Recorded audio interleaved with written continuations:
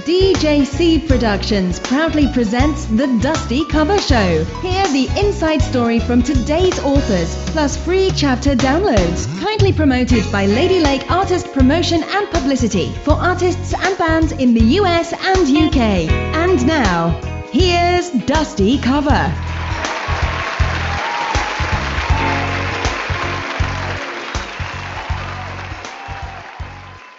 Welcome to the third Dusty Cover Show, and today I have a very special guest, Shayne Leighton, and we will be playing two of her songs, Invincible and her new song, Dream of You.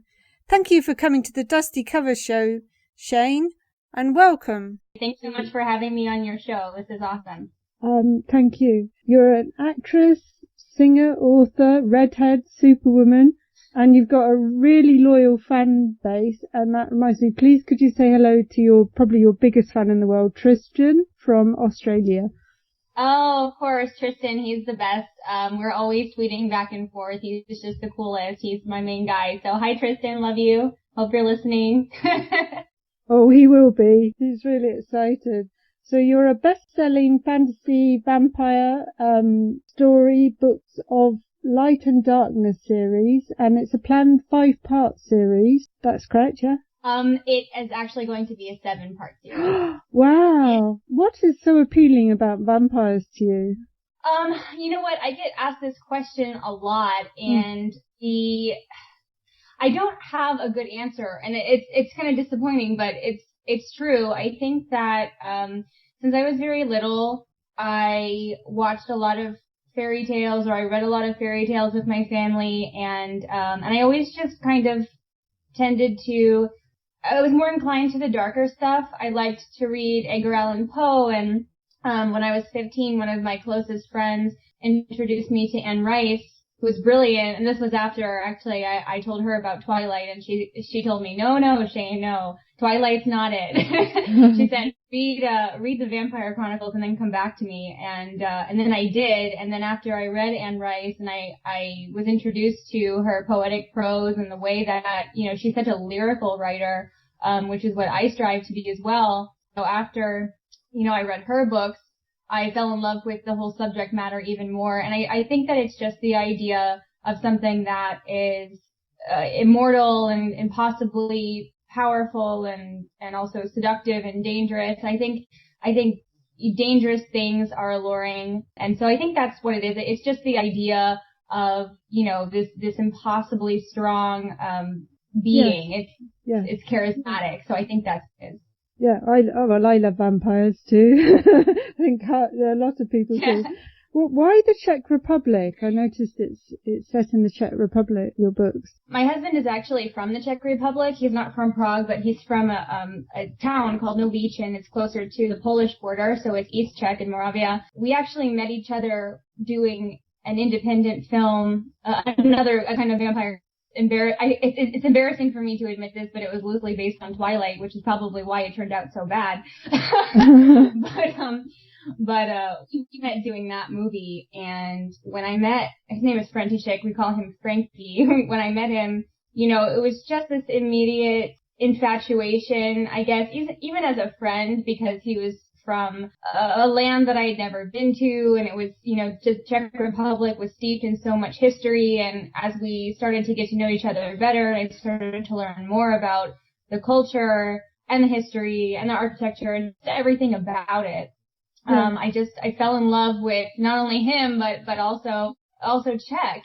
Every time we go, it feels like that's home to me, and it's strange. It's almost like I've been there in another life, and I always say that it is like home, and it's a fairy tale. And so I really, at this point, I couldn't imagine building my world starting out in any other foundation. The Czech Republic just lays a really great foundation because of the history, and there's so many myths and cool things to draw from, and so much inspiration there. And I think that's why. And I think eventually I'll get to other places too, because there's a lot of places in the world that are like that, Britain included and Ireland included, just because of Frank, he inspired the Wallet character, the hero of the book, and so it just made sense to set in the Czech Republic first. Yeah. I have friends from the Czech Republic, and they are beautiful people. Not only, just very friendly, very intelligent, very knowledgeable, and they celebrate Christmas with a fish dish, don't they? The night before or something. Well, my friends were telling me they do. Do you do that for Christmas? Yeah, we do. It's a really interesting tradition, actually. The carp, they eat carp, and the way that you're supposed to do it, and it's not the way that we do it at all, but the way that you're supposed to do it is you're supposed to buy the fish a day early, or maybe even a few days early. And if you have small children in your family, you're actually supposed to basically make the carp a pet, and you put it, I mean, at least for a day, you put it in your bathtub. Oh no! Yes, they didn't tell me that. I swear, you let it swim in your bathtub, and then you eat it. And I think it's so morbid, but I guess it's just the way that it's done. But then a really lovely tradition at the other end of that is that after you've eaten the carp, you take a scale, and you're supposed to dry the fish scale, and you're supposed to put it in your wallet for the new year, and it's supposed to attract prosperity and luck in the new year, which I think is really beautiful. If you're not inclined to eat fish, like Frank's family, the part of his family, they don't really eat fish, and Frank doesn't much either, then you make something called zizek, which is like essentially a chicken fried steak. It's something that we here in America on Independence Day, and so it's just a funny dichotomy of the culture, but it's interesting and I love it. Thank you. I'd never they didn't tell me the pet part, so you've been singing since the age of 5. Do you come from a musical background? Yes, and actually, I should probably amend that. I have been singing since I was 5, but not well. I actually was a very poor singer until, probably about 13, when you grow into your adult voice and everything, and I think that's when I finally started to figure it out. But, yes, my family is heavily steeped in music. My uncle, on my mom's side, one of her older brothers, he used to be signed to RCA Records, one of his biggest influences in the entire world, and he looks like him, and I think he sings like him, is John Lennon. I mean, I grew up on the Beatles and Pink Floyd and Led Zeppelin and Fleetwood Mac and just all of these fantastic, now they're considered classic rock musicians, and that's where my taste comes from. Also, my dad was in a cover band called Flashpoint. But the really serious music was my Uncle Z. So he's my biggest inspiration, I guess, in that department. That explains then, because your song Invincible was a reboot of the Pat Benatar classic, and that's from the same sort of age, isn't it? The 80s. But you've given it a whole new, fresh, you really freshened up the song and brought it smack into the future, and you've added your own powerful red-headed spark, I suppose, and energy, and it's just really lovely. Could you introduce your song for me, please? Absolutely. Thank you so much for your kind words. Absolutely. Okay, guys, this is Invincible by Shayne Leighton on the Dusty Cover Show.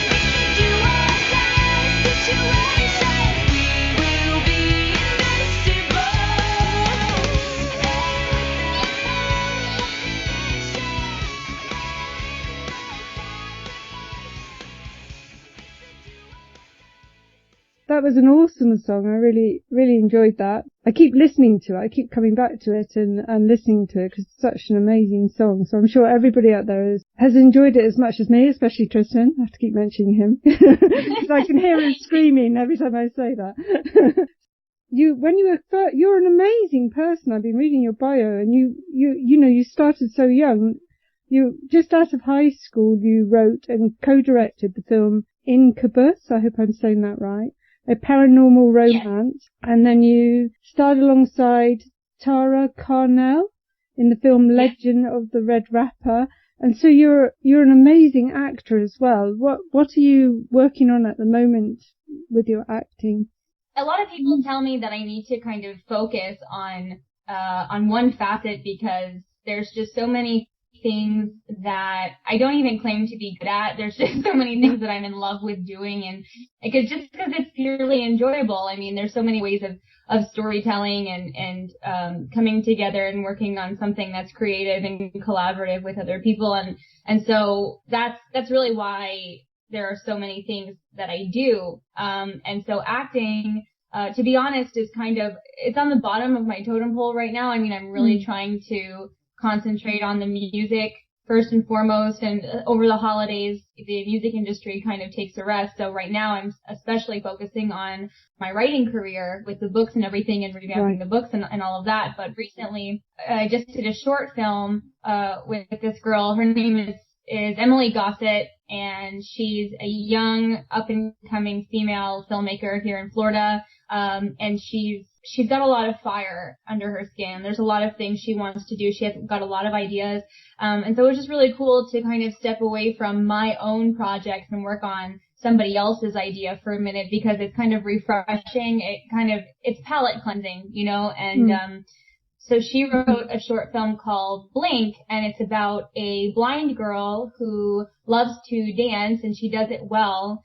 Everybody looks at her and they tell her that she has this disability and she shouldn't be able to do the things that she wants to do, but she does them anyway. And so that's the whole premise of this little 10-minute short. And it's actually really heartwarming. Emily actually cast me to play the blind girl, which was challenging. I mean, I've never had to do something like that. So that was interesting. And then also, not only am I a blind girl, I'm a blind girl who's supposed to be good at dancing. And Lord knows I'm the clumsiest human being on the face of the planet. That was a trick. I told her, I said, your editor has to be really good to fool people into thinking I can actually dance. But it's going to be fun. And she's actually taking it to a lot of film festivals, and we're premiering it at the Magic City Film Festival here in Miami in January. And so I just, it'll be cool to see how it comes together. And like I said, and to kind of see, somebody else's project for a change kind of culminate on the screen. And it was fun to be a part of, so. I really love the message that short film has about people who are sort of pushed down and told they can't do something, and then they, prove everybody wrong, and it's so inspirational for people. That sounds an amazing thing to be part of. So go back to your writing, what is it that inspires you to write, and what keeps you motivated towards writing? Oh, I love that question. What keeps me inspired to write? It's just, inspiration comes for me like a firework or like a lightning flash. Some days I just am not inspired at all, and I look at my work in progress list and I'm like, oh, I don't know, I just can't sit down today and focus on this. And then, it's just random. It's so cliche, but it's like I'll be in a shower, or I'll be almost sleeping, or I'll be on the treadmill, or I'll be talking to Frank, or in the kitchen, or, just going on about daily life, and it's just something random, maybe something that he says, or something that it's like a firework, and it just pops into my head, and I said, I'll just say to myself, I have to sit down and I have to write this right now. And so it's just that drive for storytelling. And also, specifically with Of Light and Darkness, it's a series that's very special to me because it is inspired by so many people in my real life, and so many of my real life situations. It's a metaphor for me as a person, and so it's very personal. And so that's why there's this drive to keep writing it and to keep developing these characters and building on these situations, because when I cannot deal with my own reality, I need to escape into my alternate reality. And that's what that is for me. It's an escape. It's an outlet. And so I will tell this story until I'm satisfied and until I feel that it's complete. And so that's why, I say that it's 7 books now, and I even have some ideas about some spin-offs with some characters that I've fallen in love with, and they deserve their own kind of story, their own kind of thing. So it's just the love for this particular story. And then, I do have some plot bunnies, bubbling, for some other things. But they all, they're there and they're fermenting and they're waiting for their turn, but they all kind of fall by the wayside because this story is just not done being told yet. And I think that's what it is. Did I answer your question? I was kind of like babbling. Yes, you did. And I totally connect with you with that, because my first 3 books were very personal, and I even wrote my dogs into the story. Just about everybody, right. Everybody, the good people and the bad people. I changed the bad people's names, but they, they all got included as witches or shapeshifters or something. So yes. I totally understand where you're coming from there, and I totally understand your need to get that story all out and be done with yes. it. Totally. Yes. So what do you think, what would you consider as the most important part of a good story? Oh gosh, that's such a good question too. The most important part for me, and just I guess in my opinion, when I'm reading somebody else's stories or even when I'm looking at my own, is just that even though primarily I read and write fantasy, I look for a very deep, very relatable, very empathetic story structure. Even though it's fantasy, the characters have to be multi-layered and they have to be real. It has to be relatable. That's the biggest thing. It's got to speak to you as a human being, and it's got to tug at your emotions.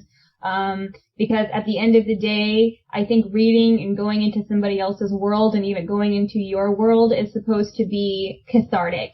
And the only way that it's going to be cathartic, give any kind of therapy, is if it's relatable. And so that's really gotta be it. I mean, it's cool to have all of the elements of fantasy, like the magic spells and the explosions and the action and this and that happening, and a lot of like the politics in my story, they speak to the real world politics of what's going on in the world today. And I think that, like I said, in any book that I'm even reading from somebody else, it's got to have that element. And I think that's what is very important to make a good story. That's a brilliant answer. Thank you. Do you think you could just share a quote or a small passage from something you've written? Sorry to put you on the spot. Oh, yeah, sure. Okay, I want to open. First of all, I should mention that the first edition of Light and Darkness, which is the first book in the Light and Darkness series, was published in 2011. And I was 19 at the time or so. Maybe it was 21, I don't remember. I looked at it now, that I'm older and I've experienced some other things in my life, and so I'm rewriting the whole book, or I've rewritten the whole book, I should say, and I've added elements and I've added things to make it better, in my opinion. And so I'm actually redoing and I'm re-releasing the whole series, and that's what I'm in the middle of now. And everybody's been waiting for the 4th book for maybe 2 years already, so that's going to come out next year too. So I'm very neck deep in the Light and Darkness series right now. But probably I'll just, I'm just going to start from the prologue because Valak is so interesting, and the rest of the book's written in 3rd person, and the prologues of all of the books start out with a prologue that's in 1st person from one of the characters. Great. And so the first book starts out with Valak, so I will just read from him, and he's got a very poignant thing that he says right here. Here you go. Prague was unseasonably warm for autumn, bustling with travelers and natives teeming in organized chaos about the streets. German refugees and revolution protesters packed shoulder to shoulder, chanting around the embassy walls, making it impossible for me to ignore the aroma of so much warm flesh in one place. The golden city of my memory, gleaming under a brilliant sun, now foundered under shadows of oppressive red and yellow communist flags. Parallels between the mortal world and ours were uncanny. The mortal Czechoslovak's revolution drew near. People believed in hope once again. But our revolution would not see the light of day for another 2 decades. I cursed the regime palace as its towers dipped back under the sea of spires behind me. A single bench forsaken in the middle of Hradčany seemed the perfect perch for me to rest with my solitude. There I sat, listening to a folk band play a native song under the glow of a crooked street lamp, I recognized the melody, one made famous by Carl Krill, Angel, one of my favorites. The castle square bustled around me, more people, more blood. I studied them all. I smelled their warmth. I heard their struggle. They were more entertaining than theater, as if I were the reality looking in on the make-believe. Of course, they'd find me just as fascinating, my reality so different from theirs, forbidden, dangerous. There was something alluring about death. That was brilliant. I was just transported. It's so visual, and your reading was Thank you. superb. Thank you. Thank you so much. I'm afraid we're out of time, but I just want you to introduce your second song, which is Dream of You, which I absolutely love, I must say. And I really felt the heartbreak in this song about separation and regret and the option to only dream of someone. And I think a lot of people can connect to it. So if you would please introduce this wonderful song, Dream of You. Thank you. Hi guys, this is Shayne Leighton, and this is my new single, Dream of You, on the Dusty Cover Show.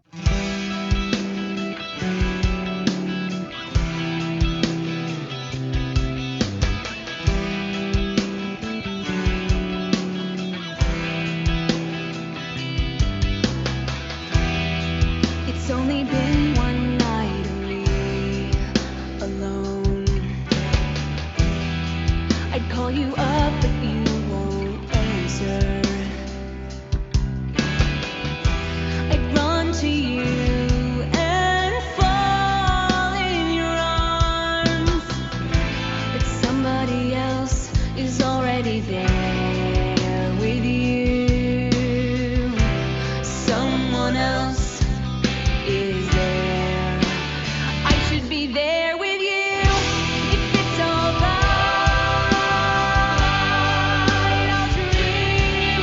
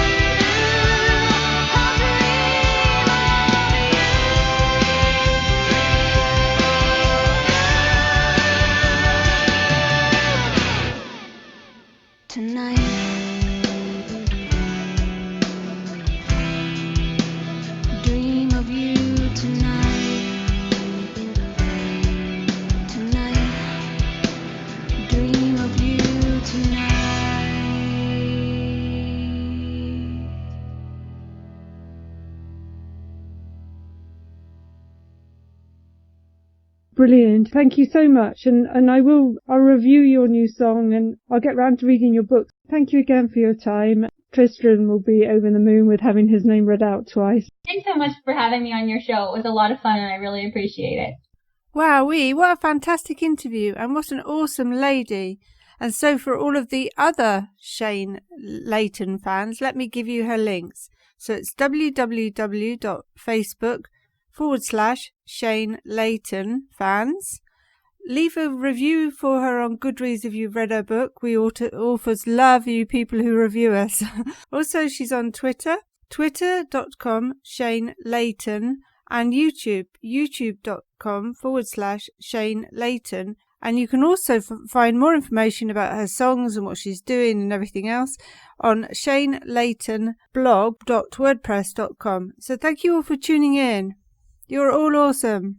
And also I want to tell you about next week's show because I'm very excited because it's nearly Christmas. Merry Christmas, Merry Christmas. So my Christmas special next week, I will be introducing you to two of my very dear friends who are authors and their amazing work. There's going to be Creepy Christmas by Janie Adams. And for those of you who want to escape Christmas, bar humbug, there is Here Lies Love by Dan Thompson. And also the show will feature 3 magical songs. Sparkle Glide by Desdemona, my personal friends who live in Oxfordshire. Elf on the Shelf by David Britt. Oh, David Britt. And the magical, very magical and Christmassy and awesome and stunningly gorgeous, handsome Joe Grundy. Can't See My Life. So I'm closing the book on the show. Thank you all again. Please tweet me on the Dusty Cover Show. Thank you. Bye.